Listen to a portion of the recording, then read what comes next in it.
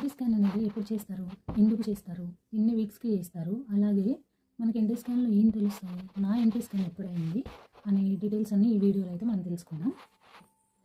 Hi friends, నా పేరు Sriveni. So NT scan అనేది మనకి 11 to 14 వీక్స్ మధ్యలో అయితే చేస్తారండి. ఎన్టీ స్కాన్ మెయిన్ ఎందుకు చేస్తారు అంటే ఏదన్నా సిండ్రోమ్, మెయిన్ డౌన్ సిండ్రోమ్ అని ఉంటుంది, అది తెలుసుకోవడానికి అయితే చేస్తారు.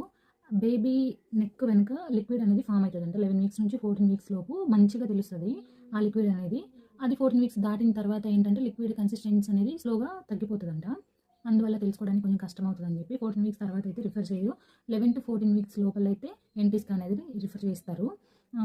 11 వీక్స్ లోపల అయితే బేబీ గ్రోత్ కూడా పెద్దగా ఉండదు కాబట్టి, చిన్నగా ఉంటుంది బేబీ, తెలుసుకోవడానికి కష్టం అవుతుంది కాబట్టి 11 వీక్స్ లోపు కూడా ప్రిఫర్ చేయరనమాట.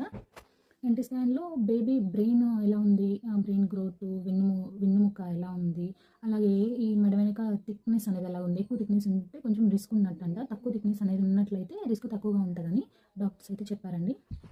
నేనైతే ఎన్టీ స్కాన్ December 27th 2025లో చేయించుకున్నానండి. అప్పటికైతే నాకు 14 వీక్స్ 5 days వచ్చింది. జస్ట్ 14 వీక్స్ జస్ట్ క్రాస్ అయింది కాబట్టి నాకైతే అలౌ చేశారు.